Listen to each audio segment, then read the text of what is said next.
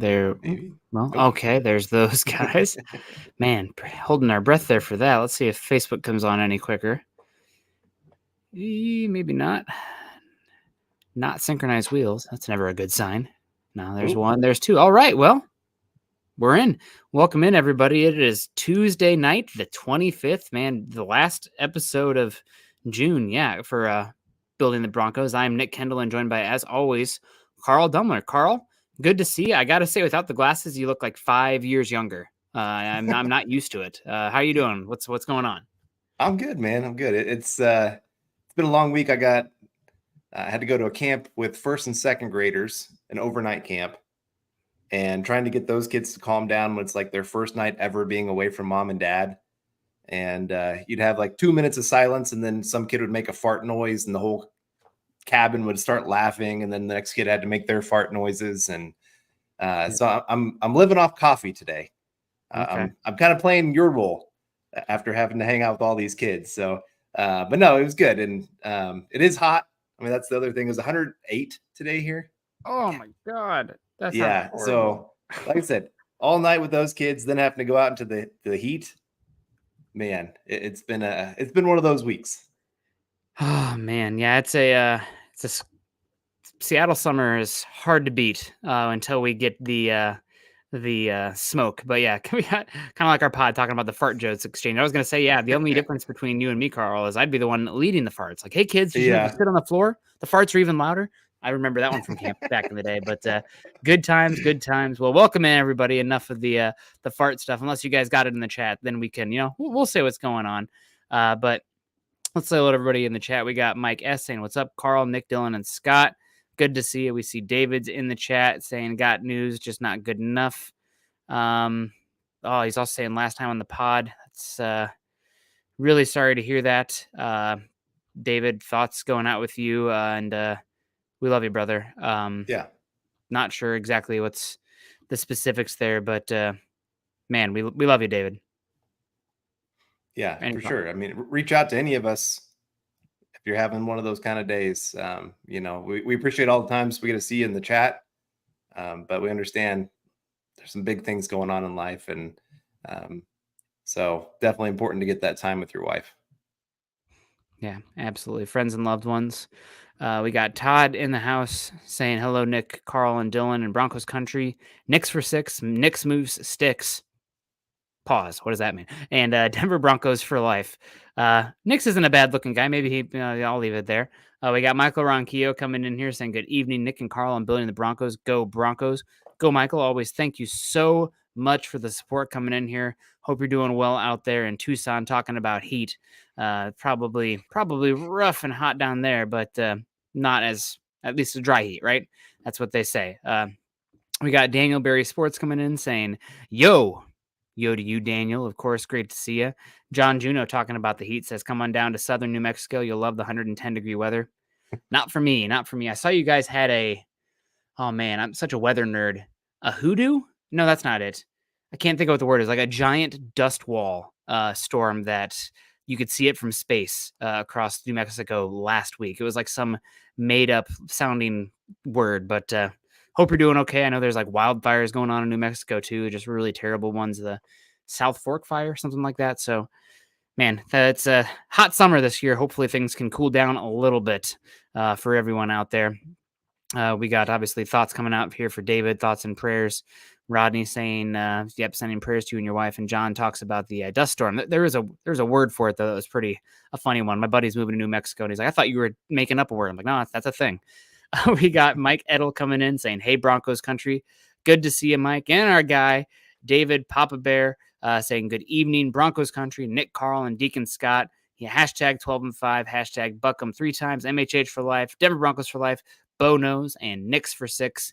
If you guys can't be as gracious and supportive, of course, as Papa Bear or Michael Ronquillo coming in here with the support, make sure you guys click the thumbs up on the way in. It's obviously the end of June, so there's not too much football news going on, but we're talking, we're having fun, and we're still here for you guys, of course. John also still talking the weather shows, as we tend to get into here with these off-season shows, saying it literally hits so fast when you're driving, you can see perfectly, then 10 seconds later, you can't see anything. Pretty darn scary, without a doubt, with those those dust storms. We got Rodney Garcia coming in here saying, good evening, Nick and Carl and Scott. It's been a while. Yeah, it has. Hope you're doing well. He says, I've been watching a lot of WWE lately. Can't wait for Broncos football. I mean, I don't know about you, Carl, but I've been trying to get back into the baseball. Mariners are good out here, and the Cardinals have won 4 in a row or something like that. So the back, not on top. Brewers are pretty good, but we're hot, baby. I know. When I think back in May, we were talking Cardinals baseball a little bit, you and I, both going, oh, crap. This is going to be a long summer. Like, the only sport really going on would be baseball for the month in June going into July, and our team's not going to be relevant. And all of a sudden, boom, they become good again. And so it's been fun to watch a little bit of that and see them figure out a way to win some games. That's the Cardinal way. Yeah. They've been pretty underwhelming as of recent history, but good to see him getting in there and get some wins. Sorry, Rockies fans. I know there's probably as many Cards and Cub fans in Denver as there are Rocky fans these days, but that's okay. I saw there was Mike Kliss was at an event. Obviously, you guys know Mike Kliss. He was at an event where it was like 60-year anniversary since Lou Brock was traded, wearing all Cubs gear. And I love Mike, but went down a peg for me rocking the Cubs gear. I didn't know that was I didn't know he had that character defect, but that's okay. Not everybody's perfect. Angelo De La Rosa coming in here with the 199 super. Thank you so much for the support, Angelo. Cute little picture there with you and your 2 little kiddos there as well. I think it's 2 little kids. The picture is like tiny on my screen, but I'm thinking there. So very cute. Looks like you're going to the game there.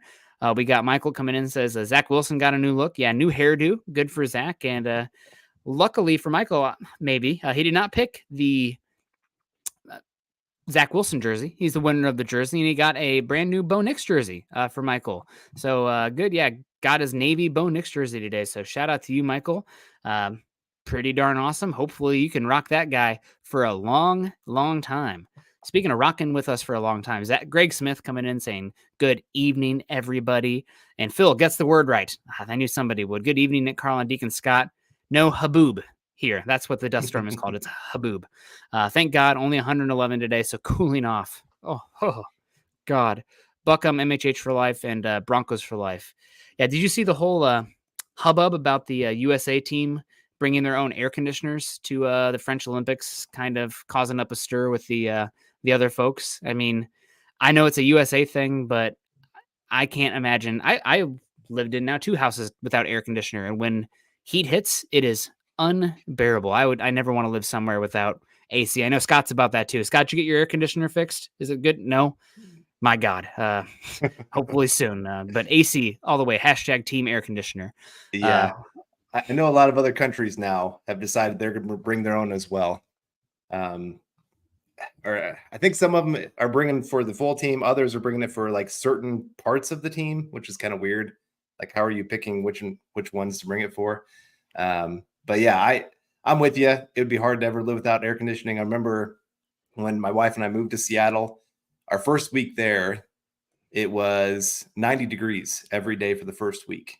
And our house didn't have any air conditioning. I'd never lived in a place without air conditioning, other than when I lived overseas. There was a couple places there, but yeah, that was brutal for our first week of marriage. Here we are, both just sitting there trying to stay cool, putting buckets of ice on ourselves, and yeah. So for you guys out there that are roasting, we got, I see 106, 96 here in the comments. I get it. When it gets this hot, it's miserable for a lot of people. I just feel like a wet fart the entire time. It's so terrible. I hate it so much. I mean, God, it gets like 80 degrees in our house, and thank God it doesn't get any hotter, but pretty darn miserable. As Mike S says, cannot stand the hot weather. Rodney comes in, says, anything new lately with Broncos football? I saw a photo of Zach Wilson rocking the orange jersey on Instagram. Rodney, this is the time of year where ideally you don't get new news for your team, because most of the time when teams are off and there's news coming in, it's bad news, whether it be incidences with the law or injuries that occur. As far as I know, there's nothing that's breaking or big news right now, but maybe Carl has something. He looks like he might have some Well, thoughts. The only thing they did announce today, the dates for camp. So camp is going to, the first official day of camp. Now, rookies will report before this, is July 26th, a Friday. So for any of you looking for dates that when you can start going to camp, that's going to be it. I think probably within the next week, they'll announce when you can get your tickets. I'm guessing they're going to do it the same as last year, where you have to actually go online to Ticketmaster, get tickets. They're free, but you have to get tickets because they got in trouble with the fire marshal a couple years ago. So just keep that in mind. I remember last year, I almost missed it. Somebody happened to message me. I think one of our guys in our group was like, "Hey, is anybody going to training camp this year?" And I was like, "Oh no, it's today." And so I got in there, and it was just like 30 minutes after it started. And I think within the first 2 hours, all tickets were gone. So, like I said, it just, if you want to go to training camp, start working on your schedule, figure out when you're going to go, and get ready to get those tickets because they do go quick. Yeah, they go quick for sure. Speaking of coming in quickly, Chase coming in, BTB with a fist bump. Good to see you. Pearl Heater says 96 in Northern Colorado, 106 in Fresno, California. Pretty darn rough. We got Troy Boer coming in, 999 says, "Hey guys, doesn't seem like Shawn Payton gives out compliments unless he means it. What optimistic things does he see others do not? Or is it smoke? Have a great show." For me, maybe it's because I'm so jaded, and especially again, everything comes back to Iowa football. Oh, we were changing all this stuff, blah, blah, blah, blah, blah. Show it to me on the field. You can say all you want. I mean, it's just blow smoke. It's all talk and filling the airwaves and just filling the time between the results on the field. So he's spoken up about the work ethic of PJ Locke, the work ethic of Jaleel McLaughlin, Marvin Mims, Adam Troutman, or not Adam Troutman, Lucas Kroll. I mean, a lot of these guys he's spoken about, but these are guys on the team. I'm not surprised. It's not going to, go through and just crap on all of them. I think the most disdain we'll ever see from Shawn Payton is kind of the dancing around with Russell Wilson last year where, some softball questions and he just, purposely whiffing on the compliments or things there for the most part. So you're not going to see too much as far as, he's not going out of his way and praise, oh, the best ever, blah, blah, blah, anything like that. But for me, it's the results on the field. Yeah. I mean, I do like he does seem a little bit more reserved with some of that, who is the special teams coordinators. If we had 22 Janos, we'd win every single game, just that kind of hype guy. He's not that. I mean, he is very level-headed, but I think more when I see him being willing to expand on questions, not be the short answer, here's one word, next question, get out of here in 5 minutes. When he really starts expanding, okay, this is what I see from this guy. Kind of like when he talked about PJ Locke. He went into great detail about what he loves about his game and what he sees different this year compared to last year. That's when I take it a little bit more serious. But like I said, you got to see it on the field. I mean, these guys can all be great guys, and they can all be great in the film room. They can be great teammates. That doesn't always mean they're going to be great team players. There's been some really big time jerks that are great players. I think Tyreek Hill would be a great example of that. Probably not a guy that I want to go get a beer with, but he's going to help you win a lot of games. So, again, you want to see the talent on the field for sure. Yeah. Again, it all ramps up and the stuff on the field matters the most. John Juno with the support. You guys are killing it today with the super chats coming in. We thank you so much for that. John out down there in New Mexico asks, what are the 3 games that interest you the most this season? 3 games that most interest you. He says for himself, I'm assuming, Steelers, Jets, and Saints for him. I don't know if he's asking between these 3 games or if he wants us to pick our 3. But for me, I think the ones that are the most interesting, of course, are the Steelers game early on. That's a big one. That feels like one you have to win if you want to be a playoff team. You got them at home. They got a bunch of new stuff going on offense, and that's probably a team you're going to be fighting for a wild card berth with. So that one interests me greatly. I'm interested in beating the gosh darn Raiders for the first time since that was on my list. 2019. Yep. Since 2019. So that's up there as well.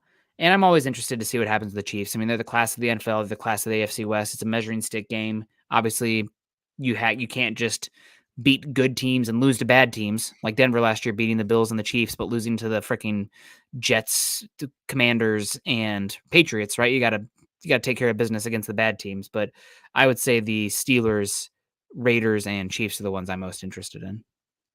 Yeah, that I do like that one that he listed there, the Saints. Going back to New Orleans for Shawn Payton, what that game's going to mean to him. Does he get this team more amped up for it? I mean, it is a Thursday night game, so it's kind of a weird one. I never know what to expect from those Thursday night games. It could be one of the greatest games of the year, or it could be a complete blowout. It's hard to tell, especially that late in the season with injuries piling up as well. It just gets a little crazy. But yeah, Broncos got to beat them this year. Like last year, it was all about the Chiefs. You've lost to them all these times. You got to go beat them. Finally got that accomplished. Now, obviously, still want to keep that going, that momentum, but now you got to end that streak with the Raiders. I cannot have, again, the Raiders going, oh, man, another year. Broncos can't beat us. And they're not going to be a great team. Okay, I assume they're not going to be a great team. I don't think they are. Just when I look at their roster, I'm not all that impressed. So, yeah, that's the other problem. At least Chiefs, they were good. Raiders have sucked. They still beat us. That's not okay. No. I guess is what I should say there. And so yeah, some good games there. Good question there, John. I like that. It's a measuring stick game. I'm also interested in the Falcons because covering them with Scott, it's always kind of interesting to see there. And the Falcons and the Broncos have been so intertwined, similar for the last 4 years. So that one should be a lot of fun. Phil comes in. Oh, go ahead, Scott. Sorry, there we go. He says, give me 2 underrated and 2 overrated Broncos on the team right now. I'll give you an underrated first, and I think it's just because of the style of play last year, coming off an injury, and just the position they play. It's pretty often that they become whipping boys because when they lose, it's very loud. And I think maybe just it's a little bit too loud, hatred, despise with Mike McGlinchey. I think you're going to have better play from him this season, a little bit quarterback who's helpful to him to a certain extent, getting rid of the ball on time. Maybe that means sometimes some plays that could end up doubles or just singles, but that's better than strikeouts that we were seeing a lot last year. Like Broncos, first in the NFL in 3 and outs in the second half, and a lot of just chaos with the offense. So I think McGlinchey's a little bit underrated because he's fine. He's definitely overpaid, but he's not like a walking trash heap the way a lot of people talk about him. He's competent. Overrated. Gosh, I don't want to be a Debbie Downer. I guess not to be kind of just not an inside joke, but going back a couple years now. This guy's had a chance to sign with multiple teams, multiple years in a row, and he keeps taking near vet minimum deals. And people talk about him like he's a great player, useful player. I'm happy to have him, but he's probably just kind of a generic guy you can sub in, sub out. Probably not a difference maker. PJ Locke, right? It's like a second string, third string safety. You love to have him. Seems like a great guy. But you can shuffle in guys like that. I bet you there's a PJ Locke in free agency right now. Similar kind of guy you could probably pick up, or there'll be one before the start of the season. So I think he's a little bit overrated based on what the market says, right? He's signed 2 small contracts back-to-back years. Yeah. Anybody could have signed him. Denver got him for cheap. All right. So I'll go a guy that I think had a down year, but I think he's going to have a nice bounce back one this year. DJ Jones. Okay. I think he obviously struggled last year. I know they talked to Allen during the offseason. They said, hey, what do you think is going to be different this year with the defensive line? And he said, we're changing up how we're going to attack. Last year, it was they were doing a 2-gap system or 1.5 gap kind of idea. He said this year we're switching more to the 1 gap where we hit our gap, and now everybody's got to do their gap right. But that's kind of what DJ Jones did with the 49ers. They were very aggressive. This is how we're going to do it. And he was great with the 49ers. That's why he got paid to come to the Broncos. And so I think he could have a nice bounce back season. Going from most people thinking he's going to get cut to, like I said, maybe being that difference maker there on the defensive line and just having more talent where maybe he's not having to take so many snaps where you can actually have him refreshed and on the field.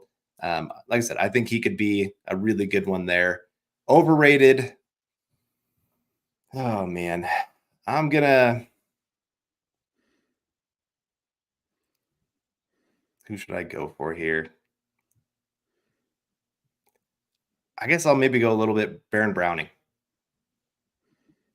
I don't think he's rated high, but I think a lot of people are hoping he's going to be that next great edge rusher for the Broncos. He had some flashes last year, especially those first few games after he came back from injury. But it seemed like once teams adjusted to him and how he was trying to attack, he just kind of disappeared pretty quick. And, maybe part of that was he just wasn't quite ready to come back from injury and he kind of ran out of gas as the season progressed. But he's one that I could see not being as impactful as people are hoping. When I think Jonathan Cooper was just as impactful last year as Baron Browning, in my opinion. And most people are kind of going, Jonathan Cooper, like, we don't care if he goes. Well, I like Baron Browning, but I definitely don't want to see him as that long-term solution at this point. He's got a lot more growth to go. Yeah, for sure. And Jeremy comes in talking about the AC in a van in Florida, or a van without AC in Florida. My God. Hopefully you don't have leather seats. Says definitely excited for the Tampa game. I'll be absolutely attending my very first Broncos game. You best believe it. Well, hopefully they get a win. I know Denver, historically, East Coast is tough. In Florida, the first month of the season is like, they have a horrific record in September playing in Florida. So hopefully, I wish we'd have gotten Tampa Bay in like October or something, but what can you do? Mike comes in and says, good evening, gentlemen. Got to be the Raiders, Russ, and the Jets. See, I guess the Jets. Our offensive line will be much improved without protection for 8 seconds. Great show, guys. Go Broncos. Go BTB. Yeah. I mean, with Wilson, it's kind of it was a strikeout or home run kind of stuff there, right? He'd run into some sacks. He'd bypass some open guys over the middle of the field, intermediate area, looking for those home runs and deep balls. And sometimes he got them, right? There were still explosive plays for the Broncos last season. Now, granted, explosive plays across the entire league are down because of the way teams are scheming defense right now. But yeah, I think that the one thing we'll have to see with Bo Nix is, like, can he read the defense pre and post snap? I mean, you're not going to have the same level of static looks that you had in college, right? Where they're getting up to the line quickly, the clap, look to the sideline. It's pretty much, RPO, easy handoff. No, you're going to have to go through a lot more information. Play calls are going to be much more complex. Not that he can't handle it, but that level of demand mentally for a quarterback and getting to the right reads based on defenses that are going to be far more talented and complex than what he saw at Oregon is going to be an adjustment. So there'll be some positives moving on from Wilson to Bo Nix, but there's going to be obviously some wait and see / negatives as well. Did you watch the interview with Tom Brady on FS1? Where he talked about, some plays where it's like, oh, the safety blitzing, right? And it's like, oh, that one, it's fine. Like, we'll just live. They get us that one. But he's like, no, I want to have the answer if I read the safety blitzing. I mean, it was a good answer, but it was nothing that was shocking to me. No, right? Right. But that's what you're talking about a little bit here is that responsibility that's put onto the quarterback to get those plays right. Final line of the pencil, or right. The final dash of the pencil, he said multiple times. Right. Yep. Yeah. And like I said, in college, when you're looking at the sideline, they're holding up these signs and they're going, oh, yep, that's what we're going to run. Very different when you get to the NFL. Like I said, when you got a play call that could be 15 words long, you might have 2 plays that you're getting called. And now you got to get to the line and make the best decision of which one to go with. Those are the things that really begin to separate those guys. I remember when we were talking the Joe Burrow draft, he wasn't the most gifted athletically. He didn't have the biggest arm by any means, but you're able to see now that mind that he has allows him to be a great quarterback in the NFL. And, as great as some of these other athletes are, like Josh Allen, he's got some other things working for him too. He's a smart guy on the field. He still makes a lot of mistakes though. I mean, he does rely a little bit too much on his athleticism at times. But, even Patrick Mahomes, like, yes, he is helped by being given God-given talent that many others are not given. But he's also worked his tail off to be smart on the field and know where to go with the football. Yeah. I don't want to hype him up too much because I hate talking Mahomes and saying good things about him. But like I said, he's got more going for him than just a big arm. Yeah. Yeah, without a doubt. He's I mean, that one stat that I just keep coming back to, it doesn't always translate the best from college to the NFL, but it's something that you look at and it's like, oh, the best quarterbacks are typically really good at that.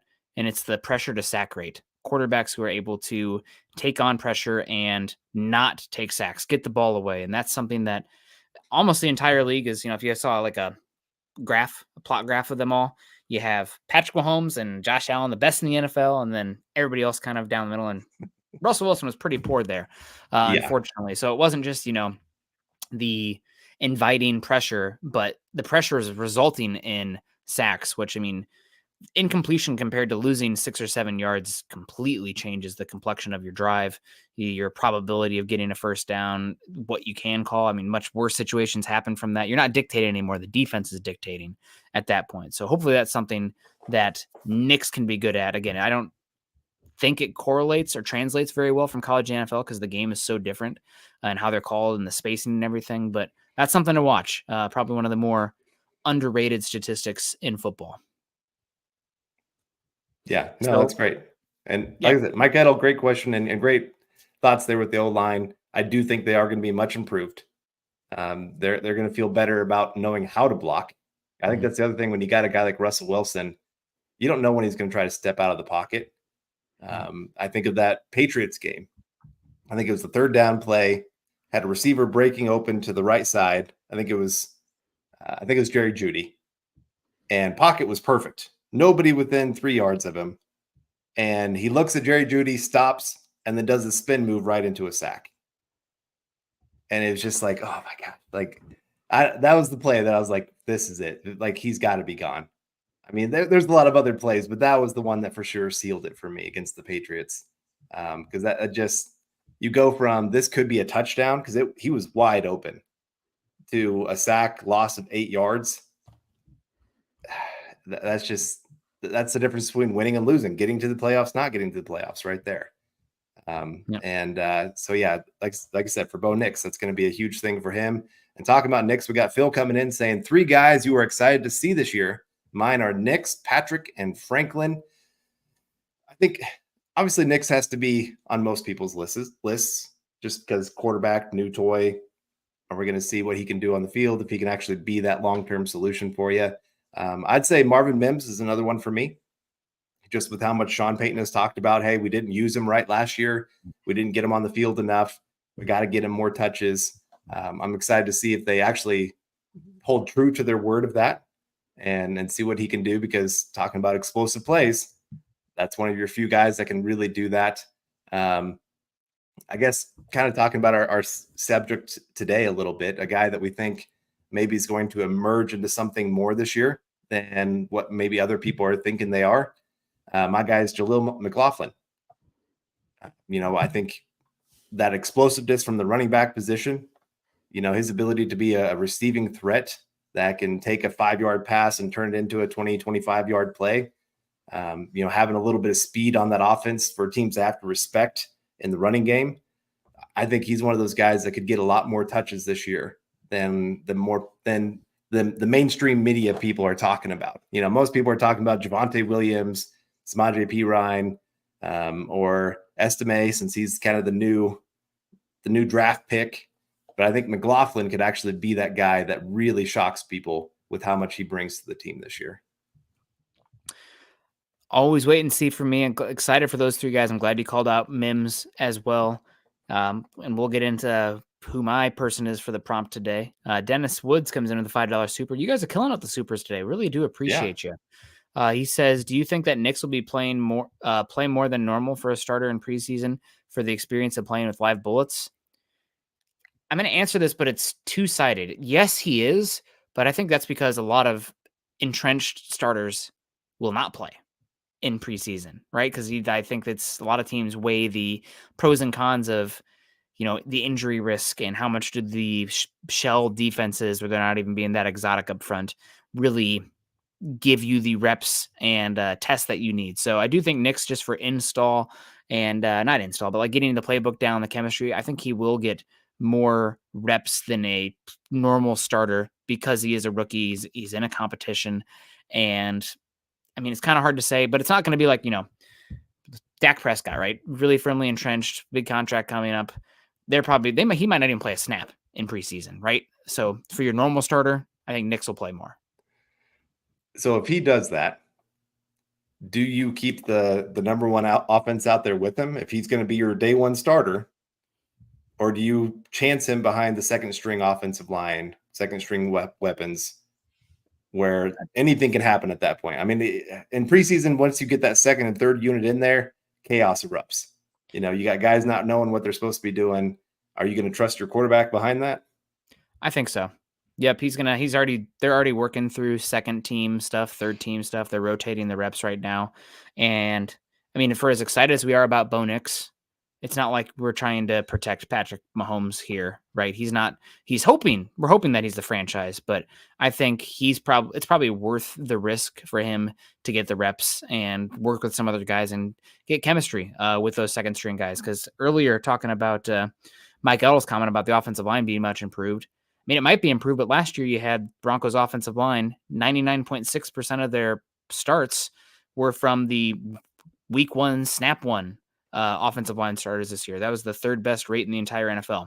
Not likely to happen again. And the Broncos offensive line depth at best is unknown, at worst abysmal. I mean, It's a lot of undrafted free agents, guys who are complete unknowns. We'll see. Hopefully we won't see because that probably means injuries. But offensive line could be improved this season because of the infrastructure and having Nix in place and everything. But one or two injuries and a completely different conversation. And it's always, knock on wood, the caveat of injuries. But just want to emphasize how unlikely it is to have 99.6% of your offensive line start snaps going to your week one, snap one players. Just it does not happen. Right. Does not happen, but it's highly improbable to be repeated. Right. For sure. So, and I mean, like I said, you knock on wood, hoping that they can all be out there because the starting unit looks, I mean, at least you got 4 entrenched starters that all have shown at least average ability. Some of them more than that. I mean, Quinn Miners, you could have an argument that he's a top 5 guard in football, probably going to get paid that way at least. Garrett Bowles, I mean, we're talking about underrated. There's still a lot of people that don't view him as a top 10 left tackle in football, but he's probably right at that edge of being in that kind of conversation. And like I said, McGlinchey, he's paid a lot and probably paid more than what he actually brings to the field, but he's still a good player out there. So you hope that they can stay healthy, especially for a rookie quarterback. That would be a huge advantage for him instead of having to worry about, is this guy going to know what he's supposed to be doing on the field? I do trust the coaching staff a lot more with this coaching unit that Shawn Payton has put together. So I do think that there could be somebody from that second or third string that emerges as a decent player that could maybe down the road be a starter for you. But it's still wait and see on that. It's just my opinion because I respect this coaching staff. Mm-hmm. Yeah, for sure. We'll see what happens. But I do think, again, coming back to it, your question earlier, it's a good one about, subjecting Nix to second and third string because chaos can erupt, but he needs the reps. And I think you're probably protecting your first string offensive line. I mean, you can probably make a judgment call. Like if the second and third string offensive line is so terrible, like they're blocking each other and explosions are happening around them and Yakety Sax starts playing, then, maybe it's time to Zach Wilson.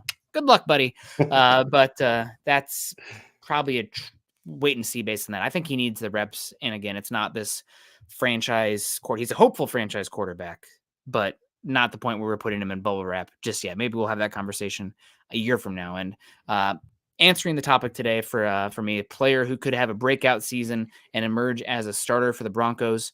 Pathway is very clear for this guy. They've spoken highly about him for years. I'm skeptical, trepidatious to name him because he's one of the many players who's had injuries. Oh, he could be somebody this season, and then injuries happen and zap him, but there's going to be reps available, and that's Jonas Griffith, inside linebacker.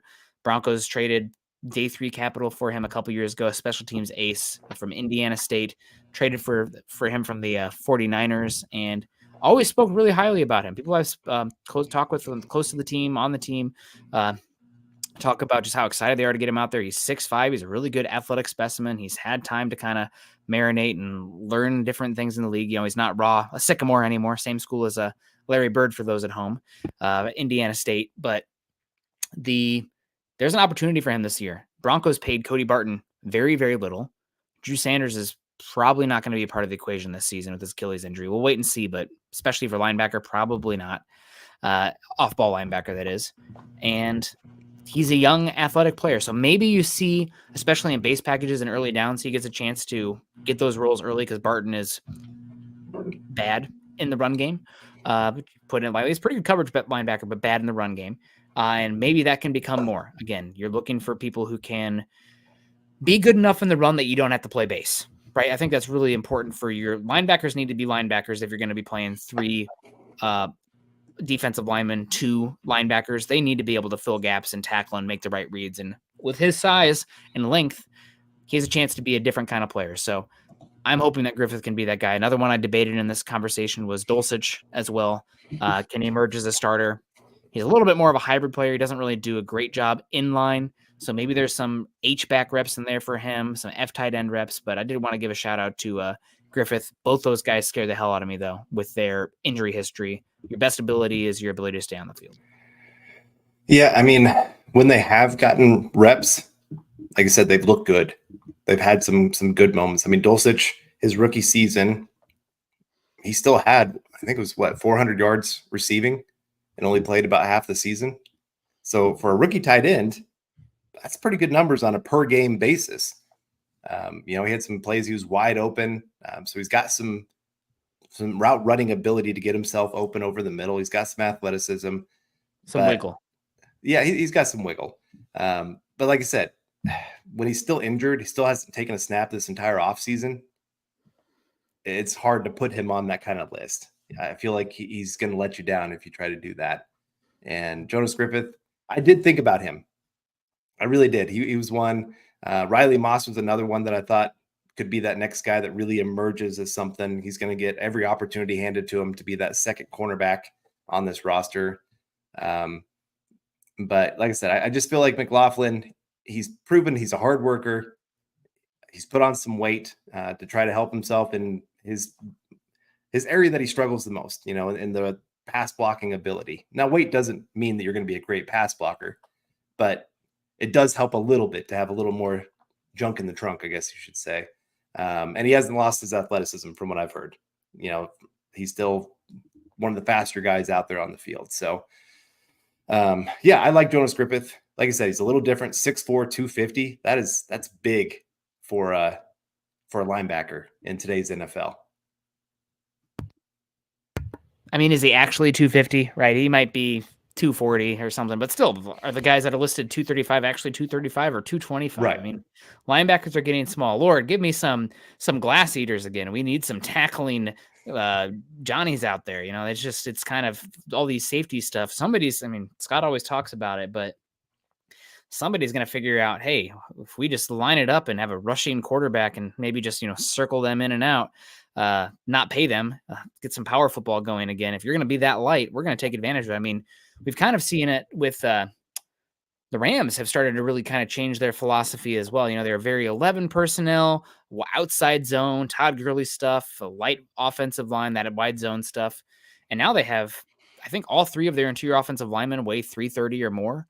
And I think they were number 1 in the NFL last year in duo, run call, power up the gut. So changing based on what defenses are doing out there. It's always kind of fun to see that cat and mouse game of chess that football is. Yeah, I remember you and I had this talk last year that to counter, like you said, the speed and size that the NFL is today, probably one of the best things you can go do is just get yourself a great power back that can just run over people. If you're spreading teams out and they have to be light in the box, go have some fun with that. And, you might be just running down the field 6-7 yards to play at a play. But you're going to have to dare teams to say, hey, you got to stop this. I kind of remember that, man, I hate talking bad about the Broncos here, but the Raiders did that a few years ago where they were picking up 6-7 yards a play because the Broncos just didn't have any push in the middle to stop the run game. And so, yeah, I mean, you got to adjust to how teams are lining up today. And I like the Broncos have a few power backs. They got some speed as well, so they can really attack you in many different ways with that run game. And Bo Nix does have some running ability too. And I think it would be good to take advantage, at least make teams respect it. You don't have to run him 15 times a game. But if you run him on some controlled call plays 2 to 3 times a game, where teams just have to, like I said, game plan for that every single week and say, hey, we know he's going to try to run at least a couple times, that can make a huge difference in how teams have to try to, they can't play man coverage the entire game with their backs turned to the quarterback, so he can just take off. So, yeah, it'll be interesting to see how that all plays out. Yeah, it will. And I got a good comment here from one of my favorite players. I mean, he was a madman against the Broncos, Jeremiah Owusu-Koramoah, who fell to the second round because of a heart condition, I believe. But he's kind of a safety linebacker hybrid, fell to 52 overall. But a lot of missed tackles last season, run defense grade, not great. I mean, really, it's the sideline to sideline and pass coverage that's great. But guys that size, you're going to try to figure out how to take advantage of them. And the power football, the duo stuff, I'll disagree a little bit, Carl. I think I don't want to emphasize the back as much as the offensive line for the ability to get after them. But again, I think it's an interesting cat and mouse game because their teams will probably still, defenses, especially good patient ones, will probably still watch and say, okay, run at us. You're going to eventually make a mistake, false start, holding, incompletion is going to set you back. As long as we're not giving up the explosive plays, because it's much harder to create explosives with the run game than the pass game. But we'll see. There probably is a breaking point. We've seen some teams kind of lean into that. I mean, Chiefs have gone really heavy with the interior offensive line. Guards got paid like we've never seen before this offseason. The Lions offensive line. I mean, we've seen the kind of the power, the Eagles as well, right? The tush push going on there. So pretty fun stuff. But we'll see what happens. And we got Mike coming in one more time, talk about the offensive line. Says Jim Harbaugh will bring 90s football back. He might bring 70s football back, 60s football. Yeah. Little triple option. I would not do that with Justin Herbert, but definitely some under center fullback power stuff out there. Loves the offensive line is a weapon, right? As they were saying there. I mean, pretty fun to hear Jim Harbaugh talk. I wish I hated him more, but yeah, we got probably time to wrap it on up here. Carl, any final thoughts before we read it on out and send the good people out today? The people who have been so supportive. 12 super chats coming in. My God, you guys are killing it. Yeah, no, thank you guys. It's been great to get to talk to you, and especially hot day like this, all of us getting in. I hope you're in some air conditioning right now if you're out there in this hot weather. But no, good to talk some football and just talk about some underrated guys, because this is what's going to make or break this season for the Broncos. They're going to have some of these guys that nobody knows their name outside of Denver all of a sudden emerge and become something, and have them going, who is this guy? I think it was Shawn Payton. When he was talking to the media, he said, if you don't know who number 85 is right now, you're going to know him, when he's talking about Lucas Kroll. And that's what they need. They need a couple of those kind of guys to really emerge and become some household names around the league. So good talking to you all. And yeah, some of you guys threw out some great names. I saw Damari Mathis. Man, that would be a comeback story there, to go from looking horrendous to start last season, getting benched. When he did come back a little bit, still looking bad. If he could all of a sudden emerge into something, that'd be great. I love that kid. I was hoping he would become something. I was really cheering him on. So yeah, that'd be, again, bonus. Whoever that second cornerback is, whether it's Riley Moss, Levi Wallace, Damari Mathis, whoever it is, one of those three becomes something, and the Broncos might have an okay defense this year. Oh man, your lips to God's ears there, Carl. That'd be good. We need somebody to step up there. At cornerback, we'll see. Michael comes in and says, great show tonight, Nick and Carl, and the Broncos. Go Broncos. Go Michael. Congrats on that new Knicks jersey. And Steven says, I just worked 12.5 hours outside, 93 degrees, moving wood up and down the mountains all day. AC is amazing. You deserve more than AC there, Steven. God bless you. That sounds, hopefully you weren't in direct sun the entire time. That sounds pretty darn rough, but man, ice cold adult beverage maybe coming your way or something. But appreciate everyone. Make sure you guys are following Carl on Twitter. Carl's at Carl Dumler MHH.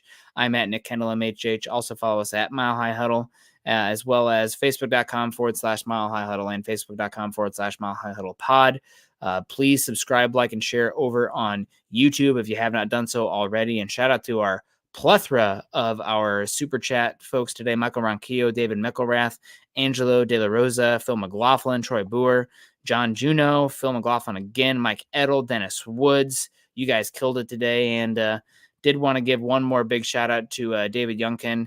Not sure if what exactly is going on with him. I don't want to share too much of what I know either, but it sounds like things are tough right now for our guy, David Youngkin. So sending you good vibes as we get on out of here, and hope you're enjoying your time with your family.